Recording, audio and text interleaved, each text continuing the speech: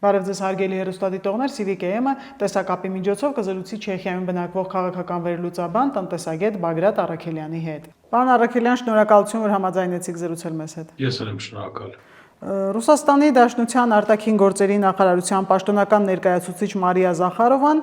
հայտարարել է, որ Կապանում Ռուսաստանի գլխավոր հյուպատոսություն բացելու հարցի վերաբերյալ կա բազմապլան հստակություն, մենք ակնկալում ենք, որ մինչև մայիս կհասնենք կոնկրետ համաձայնությունների գլխավոր հյուպատոսության բացման ժամկետների վերաբերյալ։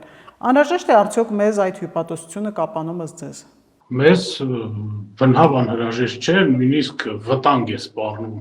այդ հիպատոսության ներկայությունը Սյունիքում, այստեղ պետք է մի հատ դիտարկել այն պահը, հա, թե ոնց այդ հարցը տրվում, ում կողմից է տրվում, այդ հարցը տալիս է իրեն ուրեմն ռուսամետ ուժերը ներկայացնող մի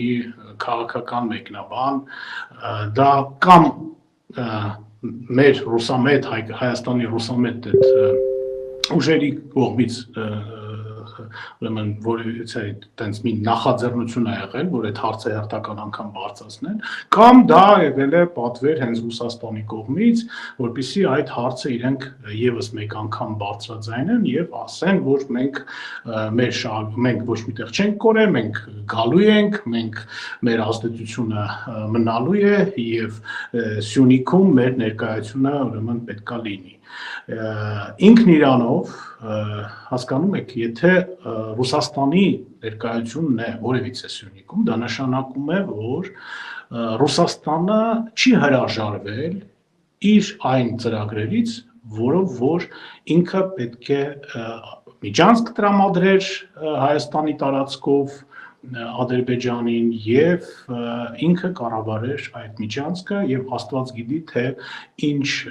ապրանքներ եւ ինչ էր այդ միջանցքով տեղափոխվելու եւ իրենք մեծ հույսեր էին կապում այդ միջանցքի հետ։ Հիմա իրենք եւս մեկ անգամ հաստատում են իրենց ուրեմն ցանկությունը իրենց որ իրենք ուրեմն այդ միջանցքը այս կամ այն կերպով իրենք պետք է ուրեմն փորձեն բացեն Հայաստանում կամ համենայն դեպս ինչ որ լուրջ ազդեցություն ունենան հենց կոնկրետ Սյունիքում։ Եվ ես մեր կառավարության տեղը բավականին լուրջ կմտահոգվեի այդ հարցի բարձրացմամբ հերթական անգամ։ Ես չգիտեմ ինչ քաղաքական միգուցե խոսակցություններ են գնում, հա, հիմա Հայաստանի եւ Ռուսաստանի միջև այդ հիպոթեզության մասին։ Ես չգիտեմ թե ինչ կոնկրետ կուլուարային թե կիսա ինչ որ օֆիցիալ ալիքներով իրենք փորձում են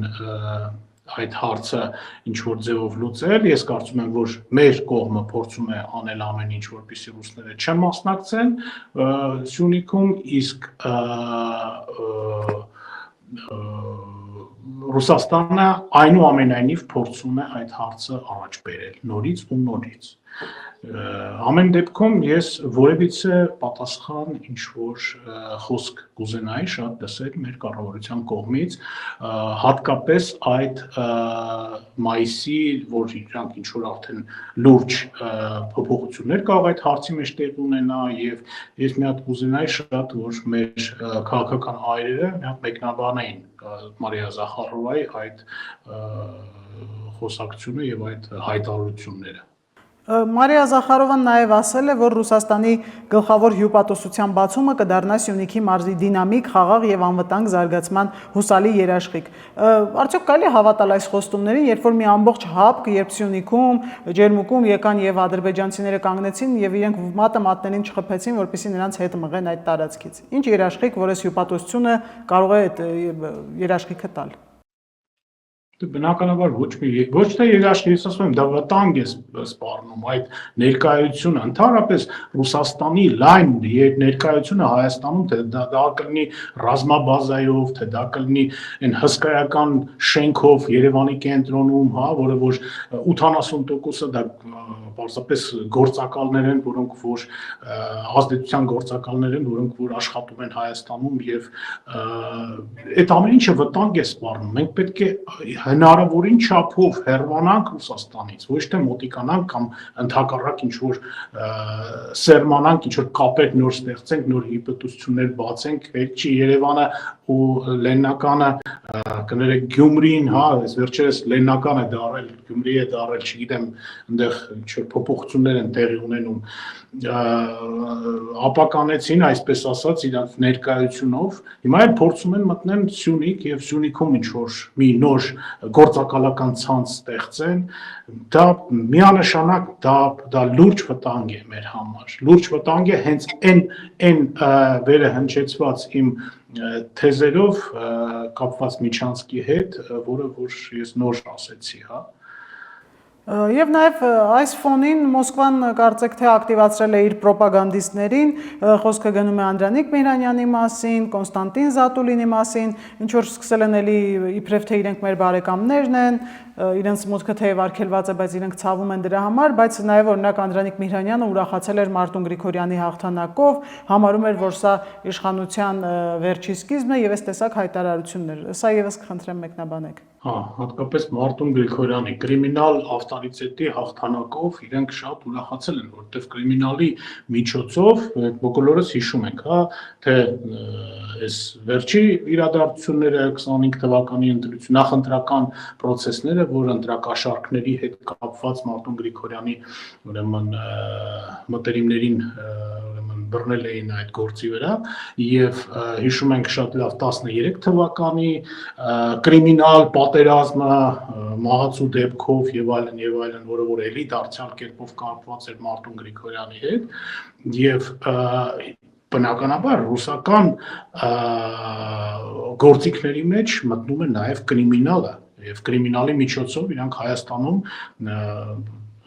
տասնյակ տարիներ ահագին հարցեր են կարողացել լուծել եւ փորձում են շարունակում են հիմա այդ հարցերը նորից լուծել ինչ որ տենց նման մարդկանցով։ Ճիշտ ասած իմ համար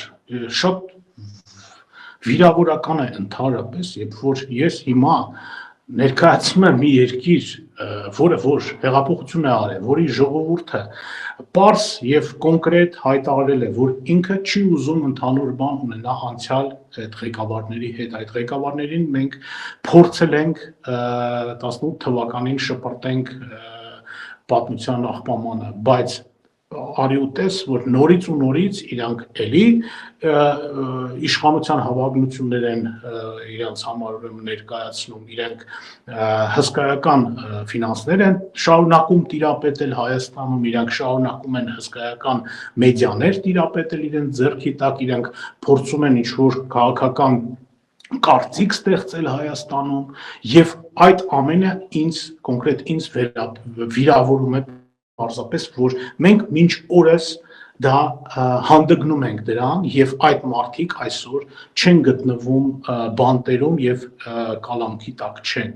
եւ ոչ միայն կալանքի տակ չեն իրենք հիմա նստած են եւ խորհրդարանում, հա, նստած են բավականին բարձր ինչ որ ֆինանսական աթոռների վրա, իրենք գործունեություն են լայնածավալ ուրեմն անում Հայաստանում եւ այլն ես պարզապես ապշած եմ այդ ամենից, հատկապես ապշած եմ ճիշտ ասած Գյումրու ընտրություններից հետո, երբ որ ես հասկացա, որ այնտեղ ինչ որ մի խայտառակ իրադարձություն է տեղի ունեցել եւ գյումրեցիների բավականին լուրջ մի զանգվածը իրենք ձայն են տվել այն ուժերին, որոնք որ տասնյակ տարիներ թալանով են զբաղվել Գյումրիում եւ թալանել են հենց գյումրեցիների երեխաների ապագան ու այսօր այդ մարդիկ իրենք նորից Գյումրու իշխանությունն են ներկայացնում ու նորից իրենք չգիտեմ ինչ ձևերով ընտրակաշառքներով թե ինչ որ ուրիշ ինչ որ տարբեր հնարավորություններով բայց այնուամենայնիվ ոնց որ ասեցի այդ մարդիկ իրենք քաղաքականության մեջ են իրենք հնարավորություններ ունեն եւ իրենք կարողանում են ճնշումներ գործադրել եւ նույնիսկ ընտրվել ինչ որ որոշակի ուրեմն ատյաններ Հայաստանի Հանրապետության Պարոն Առաքելյան, մեր երկիրը վերցրել է դեպի Եվրամիություն գնալու ուղին, մինչդեռ մենք տեսնում ենք, որ մեր հանրապետության երկրորդ քաղաքում անցողիկ շեմը հաղթահարում են եւ դեռ մի բան էլ հայտ են ներկայացրել քաղաքապետ լինելու մարդիկ, որոնք ակնհայտ պրոռուսական ուժեր են,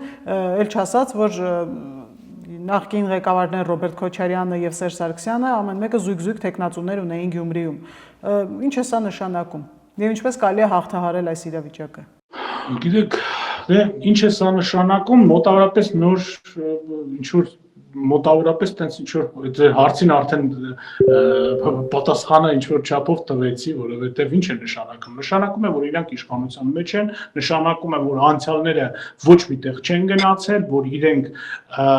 հետապնդման նույնիսկ մեջ չեն եւ իրենք իրենց բավականին ազատ են զգում Հայաստանում, իսկ ո՞նց է կարելի դա հաղթահարել։ Օրենքի ուժով, օրենքի ուժով եւ կամքով մեր երկրի ղեկավարության կողմից կամք պետք է արտահայտվի, որպեսզի այդ մարդիկ բոլորը իրենք նախ իրենց արարքների համար հետապնդվեն եւ երկրորդը իրենք հայտնվեն ճաղերի ետևում, որովհետեւ այլընտրանք չկա, իրենք չեն անհայտանա Հայաստանից, իրենք չեն թողի եւ չեն գնա, չգիտեմ, ուրիշ տաք երկրներ, որտեղ այնտեղ իրենք իրենցից ընդհանրապես ոչ բան չեն ներկայացնում եւ այնտեղ իրենք պարզապես ոչնչություն են, իրենք Հայաստանում են ստեղծել իրենց կապիտալները, թե քաղաքական կապիտալները, թե քրեական կապիտալները, թե ֆինանսական կապիտալները եւ իրենք մինչեւ վերջ իրենք Հայաստանում են լինելու եւ Հայաստանի միսը ուտելու են եւ ինչքան շուտ Հայաստանի կառավարությունը, որը ընտրվել է Հայաստանի ժողովրդի կողմից, այն ժողովրդի մեկ անգամ եւս կրկնեմ, որը որ 18 թվականին իր կամքը արտահայտեց հեղափոխության ժամանակ, այդ ժողովրդի կողմից ընտրված մարդիկ աշխատեք, գնացեք այդ մարդկանց փակեք, այդպես արեք, որպեսզի այդ մարդիկ ազդեցություն չունենան Հայաստանում, որովհետեւ ֆինանսները Հայաստանում այսօրվա շատ ծանր տնտեսական վիճակում գտնվող մի երկրում շատ մեծ ազդեցություն ունեն։ Հիմա մարդիկ տեսնում ենք, որ մի մեքենա շեբյոնկայով, այսպես ասած, իրանք կպատրաստ են ձայներ վաճառեն։ Ես խոսքս այն միջադեպի մասին էր, որ նախընտրական այդ փուլում տեղի ունեցել Գյումրիում։ Այդ հարցը լուծեք, այդ պահանջը կա մեր ժողովրդի մոտ, այդ պահանջը արտահայտված է արդեն, ձեզ ընտրել են դրա համար, գնացեք եւ լուծեք այդ հարցերը։ Մի թողեք, որպեսզի այդ մարդիկ վերադառնան եւ ճիճունելի նման էլի մեր երկիրը ապականեն ու մեր երկրի ապագան ընդհանրապես կործանեն։ Եվ այնինչ որ վերաբերվում է Եվրոմիության, դարձյալ մենք քայլեր պետք է անենք։ Այն որ պարզապես մեր խորհրդարանը ընդունել է բանաձևը, բայց դրանից հետո պետք է արդեն մյուս քայլը անել եւ հետաձգել այդ քայլերը այսօր մենք տեսնում ենք Ռուսաստանը ինքը մի օր հետ չի կանգնում։ Իրենք մինչեւ հիմա էլ շարունակում են իրենց էքսպանսիան, իրենք մինչեւ հիմա էլ շարունակում են գրավել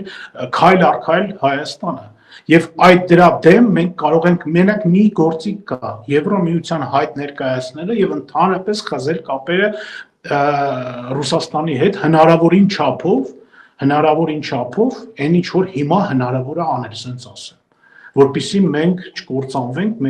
որպեսզի մենք մեր երեխաներին ինչ որ ապագա ունենան։ Գյումրիում վերոնշյալ ուժերը որոշակի հաջողություն գրանցելուց հետո բավականին ակտիվացել են, հիմա էլ սպասում են, քանի որ անձրևներ են, սպասում են օրերը տաքանան եւ ինչ որ փողոցային միջոցառումներ, զանգվածային միջոցառումներ իրականացնեն, ինչ ներքաղաքական զարգացումների ականատես կլինենք առաջիկայում։ Դե ամեն տարի քաղաքական գարունը Հայաստանում բացվում է։ Մենք դա բոլորս արդեն շատ լավ դիտարկում ենք մի քանի տարի շարունակ, հենց օրերը տաքանում են, իրենք դուրս են գալի ուրեմն փողոց, գրավում են հերթական մի հրապարակ կամ մի քանի հրապարակ, փորձում են ինչ-որ հժդժություններ ստեղծել, իրենք դրա համար վարձատրվում են, այդ մարդիկ փող են աշխատում, իրենք գումարներ են աշխատում, որոնք որ իրենք ստանում են իրենց պատվիրատուներից եւ դարձյալ հիմա օրերը տաքանում են, հիմա անձրևները, ինչպես ասեցի, կավարտվեն եւ նորից իրանք դուրս կգան փողոց եւ կփորձեն նորից ինչ-որ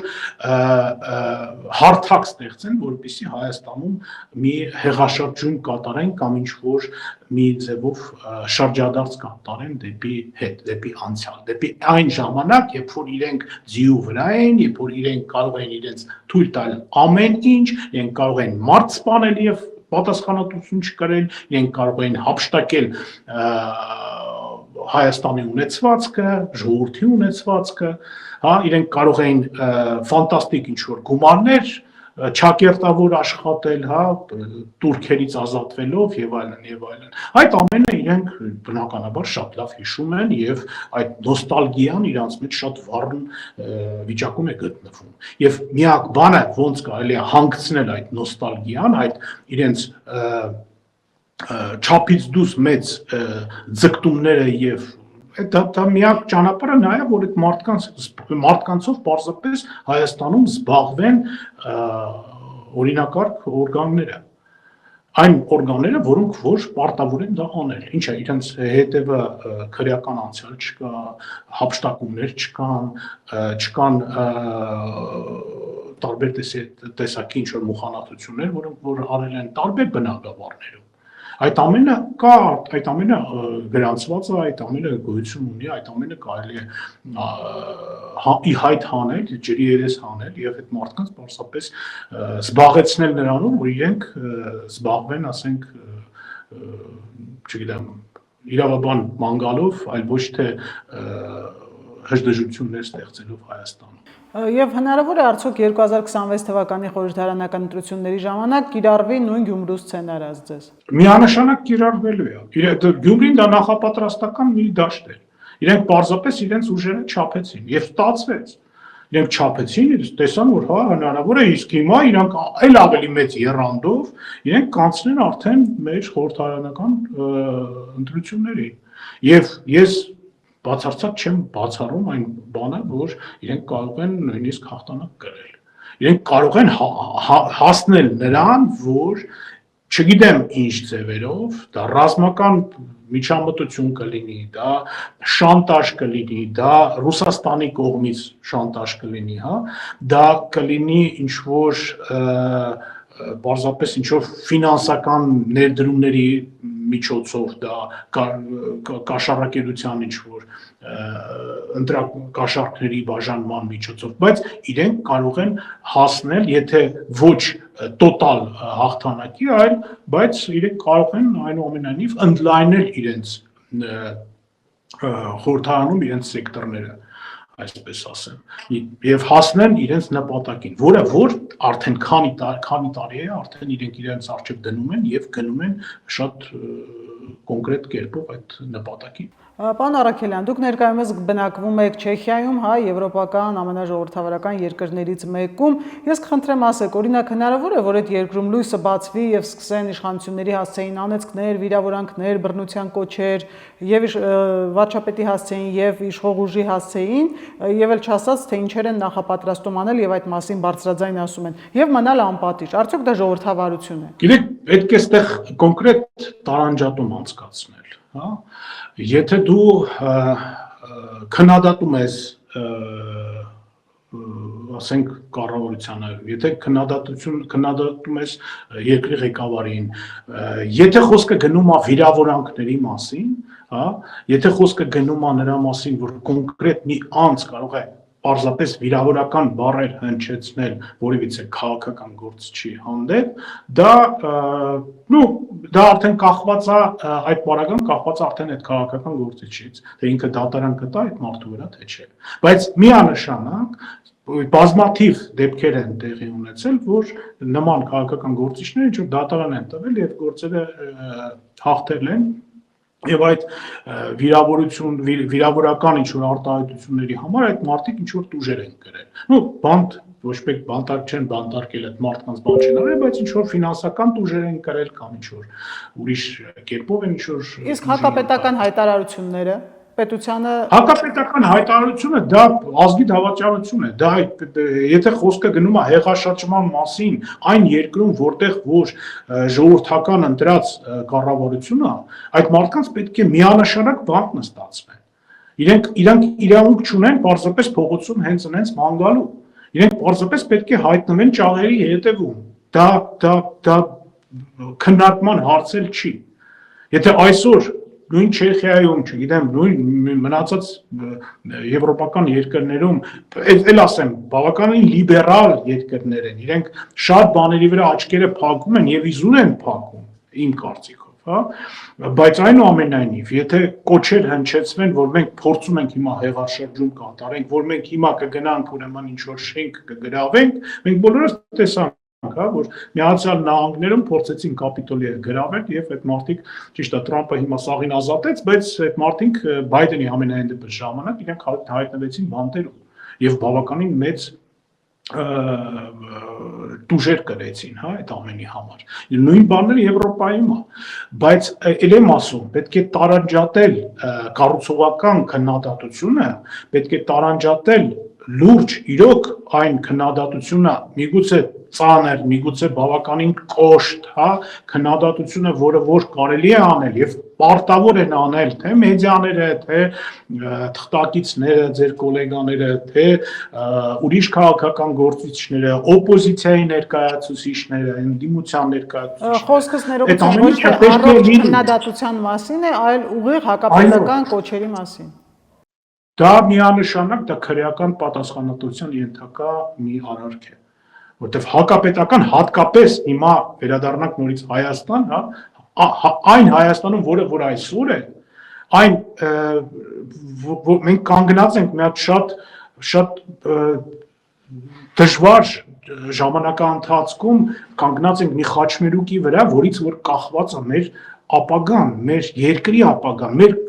ազգի գոյության ապագան, հնարավորությունը։ Այս պարագայում ստեղ ներում բեկում ընդհանրապես պետքա չլինի։ Մենք տեսել ենք բազմաթիվ պատմության մեջ գոյություն ունի բազմաթիվ օրինակներ, շատ կոշտ ձևով, երբ որ նույն ժողովրդավարությունը հաղթանակ է տարել կոշտ ձևով Սինգապուրից սկսած, չգիտեմ, վերջացած ֆաշիստական Գերմանիայի տարիներից հետո, հա, ասենք, երբ որ նույն գլուխ են փորձում բարձրացնել կամ բազմաթիվ այլ երկրներում, որտեղ են ծայրահեղական աճ ուժերը ամեն անգամ փորձում են ինչ-որ աճ ծայրահեղական կամ ձախ ծայրահեղական ուժերը փորձում են ինչ-որ ձևով հեղաշրջման կոչեր անել կամ մենք բոլորս տեսնում ենք ինչ ձևով էին հաստատում իրենց իշխանությունը ժողովրդավար ուժերը եւ մենք պետք է այսօր դրան հետևենք այդ ճանապարհից ուրիշ ճանապարհ չկա մենք հիմա էլ չենք կարող հանդգնենք իրենց այս լայնածավալ ագրեսիան մեր ժողովրդի դեմ որը որ ֆինանսավորվում է արտասահմանից, բերեք բարձ խոսենք այդ ամեն ինչի համար մասին եւ որը որ բերելու է մեր ժողովրդի պարզապես կործանմանը, հերթական օկուպացիայի եւ հերթական անգամ մեր թե ժողովրդավարության, թե պետականության կորուստի։ Շնորհակալություն։ Ընտրեմ։ Հիշեցնեմ, որ մենք զրուցում ենք Չեխիայում բնակվող քաղաքական վերլուծաբան տնտեսագետ Բագրատ Առաքելյանի հետ։ Չմոռանաք հավանել տեսանյութը եւ բաժանորդագրվել Civic AM-ի YouTube-յան էջին։